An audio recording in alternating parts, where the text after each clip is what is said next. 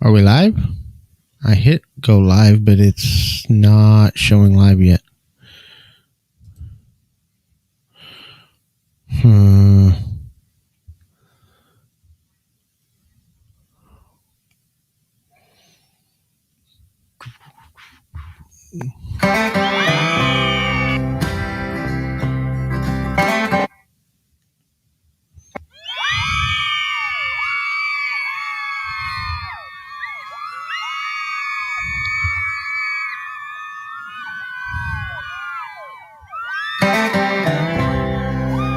Okay, this is weird. So, okay, now it's showing that I'm live. This is weird. Okay, reboot. So, I started the live stream, and for some reason, it's showing that I didn't connect. So, I'm hoping I'm live. If I am live, if you can see me live, please say hello. What is your shadow self? And how do you identify it? Today, we're going to talk about what your shadow self is, how you can start identifying the shadow aspects of your life, and where the shadow self comes from. This is an important part of the serenity journey as we start finding our pathways to inner peace. One of the key pathways is healing our past wounds, healing our traumas from the past. And this is what we call the shadow self. As we go into understanding the shadow work and understanding what our shadows are. Our shadows are the parts of ourselves that keep us from living up to our full potential. It's the part of ourselves that is where we're wounded from our past experiences in this lifetime and in previous lifetimes. And today we're going to talk about how to identify these aspects of your life and how to get more in tune with where you're at in your shadow self and start identifying these aspects of the shadow self. So have you been through traumatic experiences in your life, major or minor traumas, wounds that have caused you to doubt yourself, to not feel like you were adequate? I deal with imposter syndrome all the time. It's one of the reasons why sometimes I'm inconsistent, why I switch things up as much as I do. And I'm constantly second guessing myself because I have imposter syndrome. Imposter syndrome is where, I feel like sometimes maybe I'm not being true and authentic with who I am and where I'm coming from. And these are areas of my life that are part of my shadow self that I'm trying to understand and trying to heal and grow from. And this is just one of my shadows that I'm working on actively in my own life. If you resonate with that, if that's something that you struggled with in your own life, leave me a comment and let me know down below. A lot of people struggle with this one, and it's something that's very common with people with ADHD like I am, is we have this imposter syndrome of feeling like we're not good enough or that we don't know enough. And that often gets in the way of our success. That's just one of the aspects of the shadow self. This feeling of being disconnected, a feeling of unworthiness, these negative feelings. The shadow self is all of those negative thoughts and beliefs that we have about ourselves and that keep us from living up to our full potential.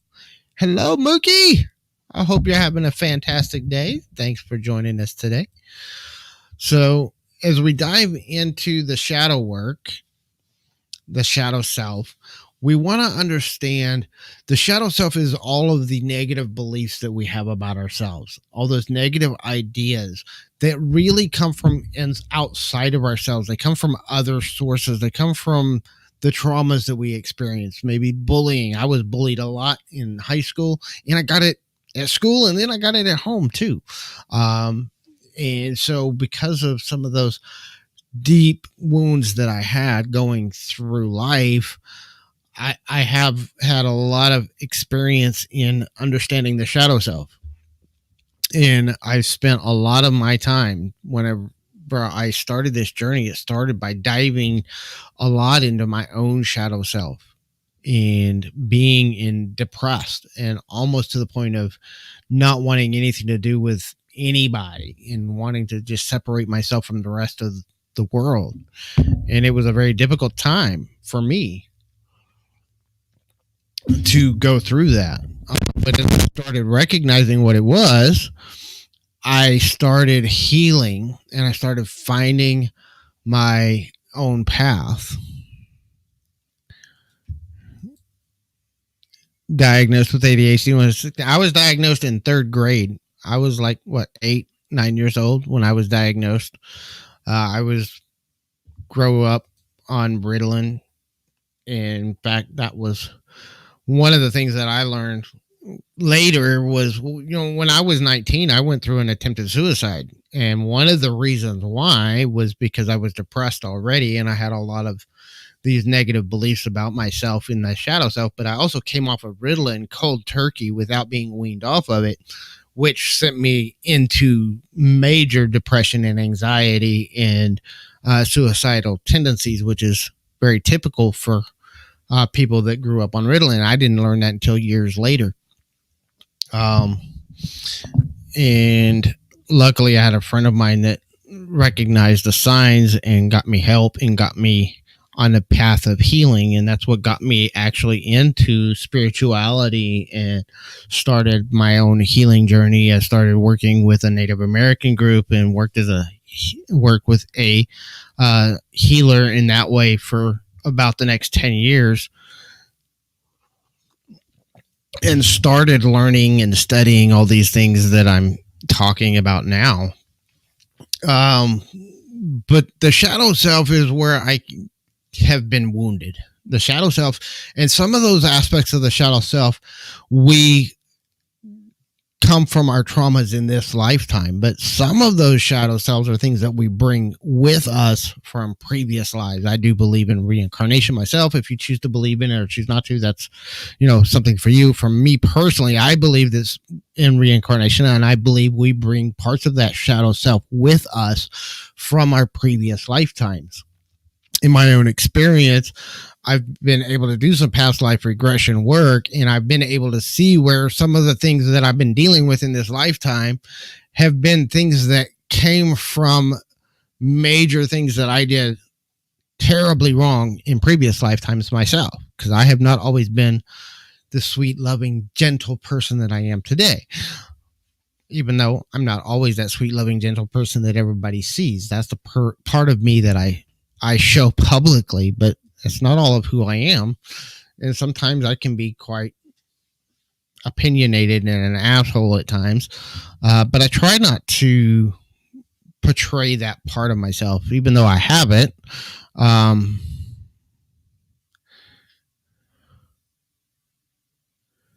Adderall and yeah.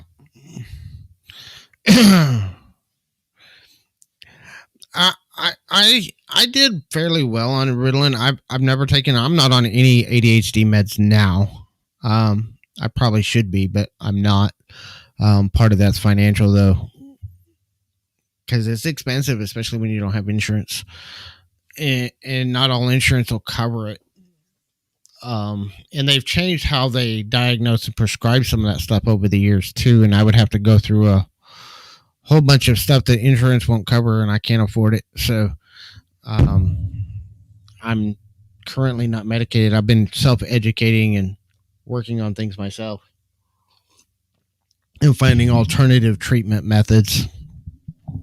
And I'm not against people being medicated at all. I think some people absolutely need it. Some people don't need it.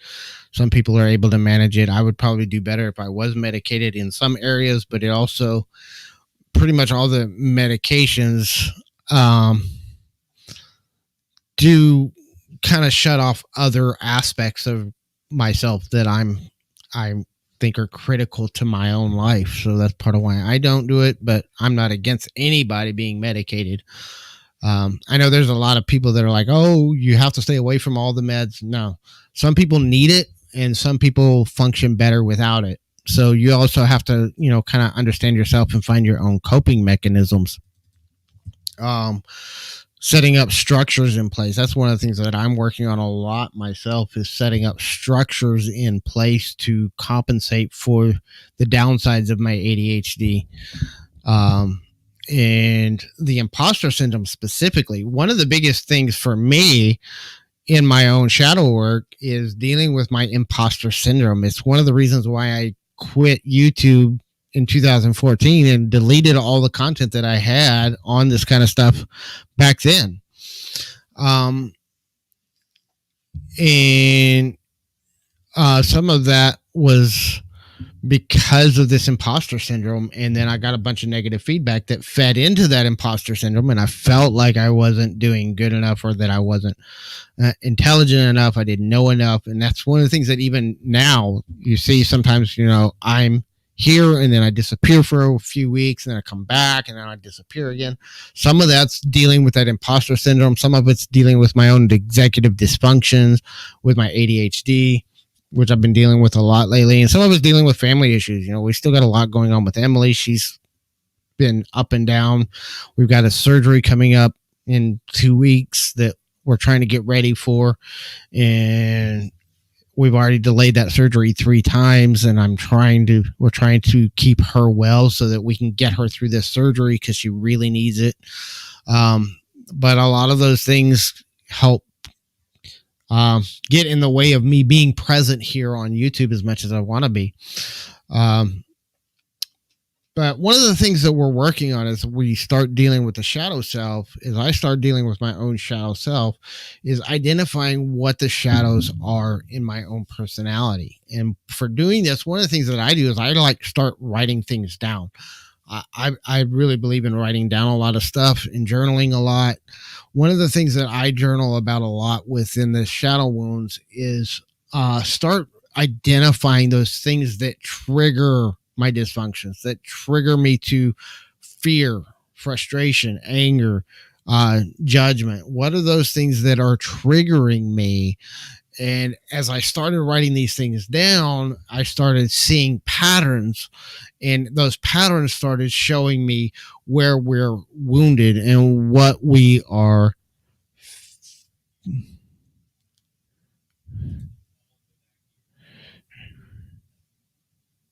True. In fact, most ADHD people are extremely intelligent. It's just that our brains don't function the way normal people's do. So sometimes we have struggle with portraying that intelligence in a way that other people understand it and connect with it. And sometimes we're more intelligent. Like for me, part of my problem in education systems in school was I was bored most of the time, because I was done with what they were trying to portray and teach me, and I was bored more than anything else, and I wasn't interested. And with ADHD people, if you're not interested in what they're trying to teach you, you will struggle to focus on it, no matter how much drugs you're on. And I was bullied a lot, and I've always been had my head in the clouds and been a daydreamer, and I get lost in my own thoughts at times. And so that's one of the areas that I've been working on. And as I've been working on these lists of my own issues, those things that trigger me, I started kind of organizing those lists into kind of feeling my way through them and finding the ones that were the most powerful and the ones that were kind of, minor annoyances. One of the things that I have found with most people, one of the biggest problems we have with healing those wounds and those traumas from our past is most people try to pick out the biggest, most difficult traumas in their life and heal those first. And this is like not the best way to go about healing. The reason why is because those areas where we're wounded the most are usually the most extreme, and we need more energy and time and confidence in ourselves in order to heal them. If we start working on some of the more minor wounds, the little minor annoyances, getting those out of the way frees up more energy to apply to the bigger traumas. And, I recognize this. I went through some issues with debt and financial planning a few years ago. And one of the things that we learned was, this process called the debt snowball, where you line up your debts from smallest to largest and pay off the smallest ones first, freeing up resources to apply towards the bigger ones as you go through the list. And I kind of look at these emotional wounds the same way, because we have these resources of energy inside of ourselves. And if we line up our wounds from the smallest ones to the biggest ones and start healing the smallest ones with the resources we have currently available, that frees up more resources to apply to the bigger wounds as we go through the list. So as we look at our traumas, for example, I was picked on a lot, and I had a lot of little minor annoyances that would trigger me. And as I started healing those things and I started letting go and accepting those little minor annoyances and healing those parts of myself, then I was able to have more energy and more resources as I started getting into the deeper traumas, as I started getting into the bigger traumas of abuse that I went through with my parents and with my stepmom specifically. And as I started healing all those aspects of myself, now I'm less triggered than I was before. I still get triggered, and I think it's the shadow work is never done. It's something, the more we grow, the more we take our own journey and dive deeper into ourselves, the more deeper wounds that we find. At least in my experience, that's the way it's been. The more I heal wounds from my past, the more wounds I find need to be healed. So the healing journey continues on and on and on and on. And as far as I can see in my ripe young age of 45, I can say that my healing is nowhere near done. The more I learn, the more I know I need healing to continue my own growth. And I think this is just part of that cycle of continuous growth that we're here for. It doesn't mean that we're broken. It doesn't mean that there's anything wrong with us. It just means that we recognize more and more things that we have to deal with as we grow forward. One of the things that I'm working on actively right now, that goes along with that shadow self, is, hello, that is Jessica, my wife, on the other account. One of the things that I'm working on with myself is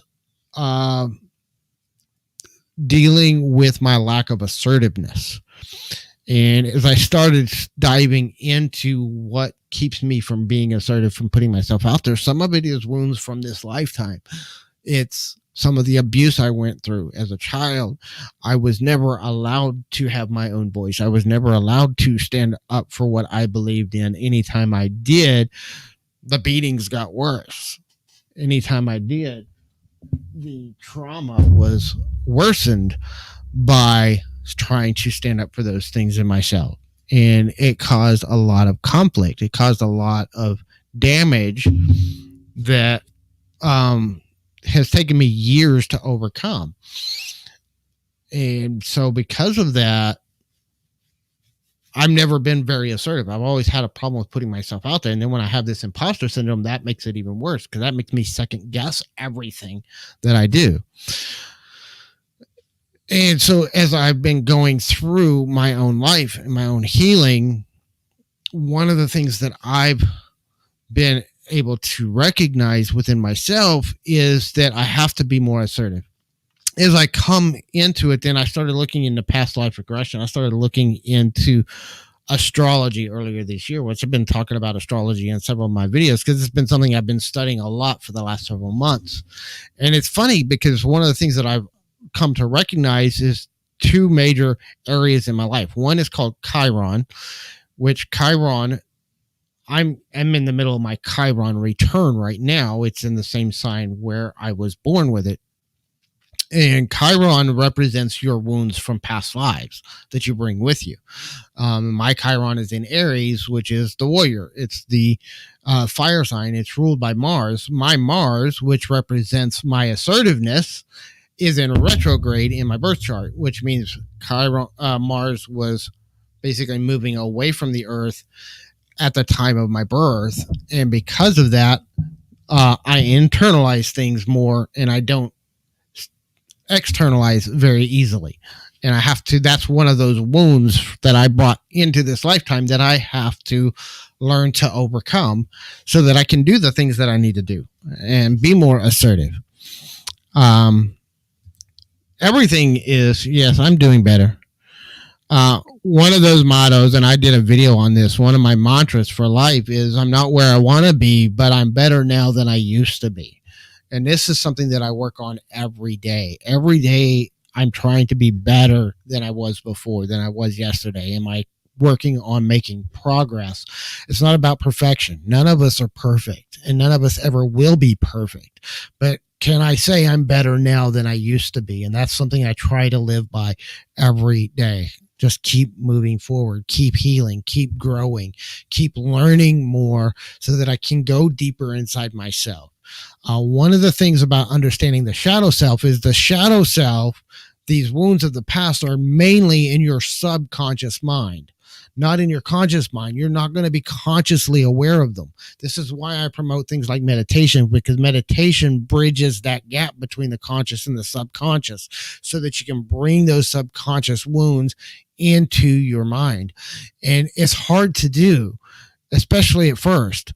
But as we release those subconscious wounds, we bring them forward and we are able to heal those things, and we're able to move beyond them and continue growing and continue learning and continue being a better person.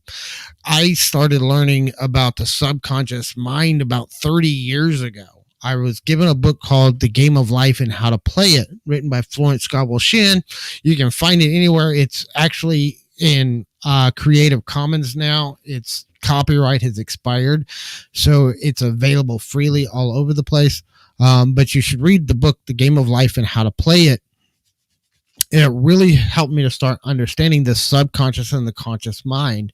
And it's written in a spiritual way. So it talks about the subconscious, the conscious, the collective conscious, and the superconscious, which is the four aspects of mind. We have the spirit mind, which is the collective conscious and the superconscious, and we have the physical mind, the body mind, which is the conscious and the subconscious mind.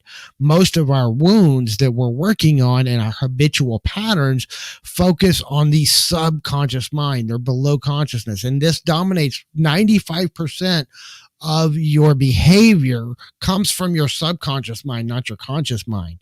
So we really have to start diving into bringing those subconscious behaviors into consciousness so that we can heal them and we can move forward. One of the things that I found as we start diving into it is all of our physical behaviors dive into the subconscious understanding. When we just try to focus on changing a physical behavior, eating, exercising, weight loss, all these things, financial planning, how we spend money, how we make money, all these things, if we just try to focus on the external behaviors, we will see very short-term commitment, short-term success. This is why New Year's resolutions don't work, because they're very surface level. They're not diving into the cause of those behaviors, which is coming from the subconscious beliefs, the meaning that we give to our lives, the beliefs that we hold subconsciously control 95% of our behavior. So if we really want to make a behavioral change, we have to dive into that subconscious programming and start reprogramming it into habitual patterns that serve us instead of disempower us. And that's really what the shadow self and the shadow work is all about. The shadow self is about diving into your subconscious mind and learning how to rewrite the subconscious programming that came from our past experiences. There's two things in our past experiences that create the programming in our subconscious mind. One, repetition. When things are repeated over and over and over again in our mind, this programs that into our subconscious mind, and it causes it to become a habitual pattern. The second one is trauma. When something traumatic happens to somebody, you will often see a major shift because it rewrote a record in their subconscious programming and ingrained a new program in their subconscious mind. And so if you want to change a physical habit that is destroying your life, you have to find the trauma or the repeated pattern that ingrained it into your subconscious pattern. And now here's the kicker. When that trauma is repeated, it super ingrains it in. And so you have to meet or exceed the force of energy that ingrained it in order to rewrite it and break that pattern. When you have somebody that is repeatedly abused in certain ways, this is why people that have repeated abuse over a long period of time find it so difficult to change those patterns of behavior. This is why therapy takes so long. Most of therapy is not really about making the shift and the change, because the change in those habits actually happens instantly. What takes so long is getting into the subconscious behavior patterns and rewriting those patterns. That's what takes therapy so long to be effective. This is why sometimes coaching is better than therapy, because coaches tend to know how to get into those subconscious patterns and rewrite them quickly, rather than taking years and years and years to change those same patterns. Hey, Alexis. Have fun at your appointment. Thank you for stopping by. Do I still have the book? I actually have it on PDF file. I also have it in this here. It's called The Wisdom of Florence Scovel Shinn. It's actually 3 books. It's called The Game of Life and How to Play It, Your Word is Your Wand, and The Secret Door to Success. And there's 3 books in one. And then she had a 4th book that was actually published posthumously after she passed away, called The Power of the Spoken Word. And it was a collection of some of her writings on the power of words and how they influence our programming, how they influence our mind and our subconscious mind. This is how the power of affirmations really works. If you really want to understand it, that's why affirmations work. That repetition of affirmations with emotional energy, which I've talked about in a lot of my stuff, is one of the ways that we rewrite those programming in our subconscious mind. And that's where I learned some of those techniques, is through those books. But The Wisdom of Florence Scovel Shinn, you can buy it on Amazon. That's where I got it. I've had that copy for years. I'm not sure if it's still in publication or not. I have to look it up. I'll look it up after the show, and if it is, I'll include a link below in the description. But The Game of Life and How to Play It, it's written from the lady that wrote it was Florence Scovel Shinn. She was a Christian mystic. So it's written from a biblical perspective, but not from an evangelical biblical perspective. In fact, it was one of the books that I read mainly because it helped me change my translation and perception of how to translate biblical teachings and the Bible itself. A lot of my shift in perspective over that, as I went through my own religious deconstruction from the Christian church, which mostly, in my viewpoint, mistranslates 90% of what the Bible teaches. It rewrote and helped me to rephrase and understand it from a different perspective and a different level.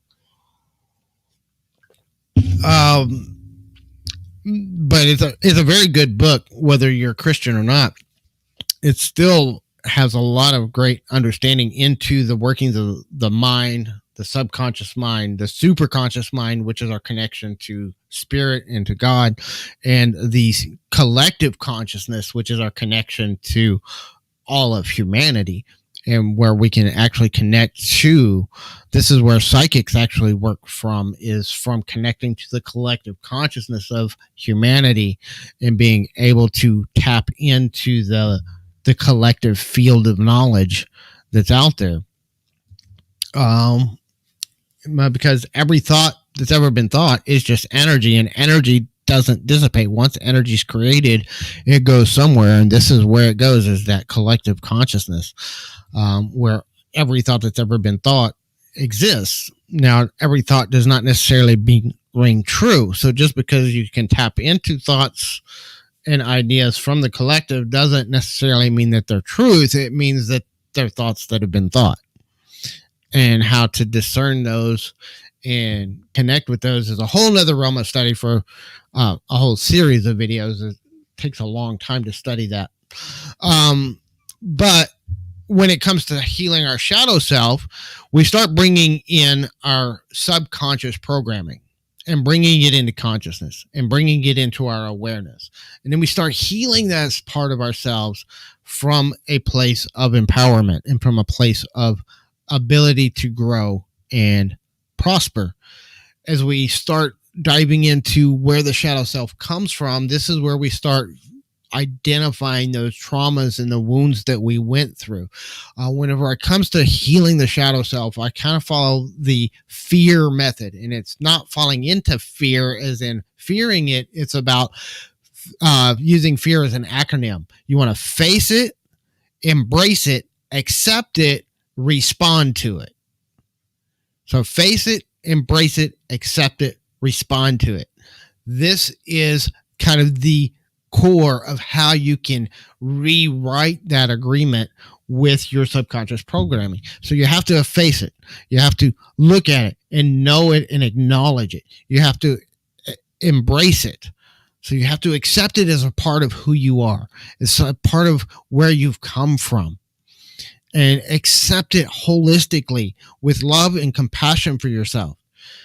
Now, acceptance means we accept that it happened to us, that whatever caused that belief happened to us, and that there's nothing we can do to change it. We need to stop fighting those things that we can't change and we can't control. And then we choose our response to it instead of letting habit dictate our response. We actively choose how we're going to respond to it moving forward. And I'll go deeper into that in later videos. Today's video was more about how to identify those aspects. That's the facing it. The facing it and embracing it is identifying it and really getting in tune with it. So start looking into the ways that trigger you. When you get upset, when you get angry, the things that make you upset, make you go into judgment of other people. Those are the things that are triggering your shadow self. The things that make you want to be judgmental of other people, that make you need to be right. Those are the things that are triggering the shadow wounds that need to be healed. So start making a list of those things and kind of start rating them, which is the strongest and which are the weakest ones, which are the ones that are kind of trigger you, but they're not super powerful, and which ones are the really deep-seated wounds that really trigger you quickly and make you fly off the handle. As you start embracing those things and you start accepting them, then we can start bringing light and love into them, and we can start healing those wounds, which we'll go into how to do that in later videos. Hope everybody's enjoyed this discussion. We are going to start wrapping that up.